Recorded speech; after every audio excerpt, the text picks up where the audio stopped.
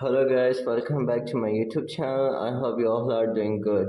So today I'm going to tell you how you can easily set a price alert from crypto.com. Alright, so right now what you have to do is you have to go to a main bar, click on a main bar, then you have to click on a search. Alright, after that what you have to do is you have to click on home page. You can see a home icon over here, this icon, click on it. Alright, so when you tap, alright, you see this bunch of list. Alright, now you have to do is you have to click on the top of the corner three bars, click on our three bars. Alright, so now you have to click on a profile and settings. Alright, after that you'll see a bunch of list, phone number, notification, settings and display. What you have to do is tap on notification on settings.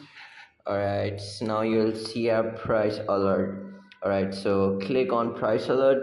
Now you can push or you can click on in app, whatever you want to do. It's on you. So thanks for watching my YouTube video. For more, like it, comment and subscribe my YouTube channel. I'll see you next time.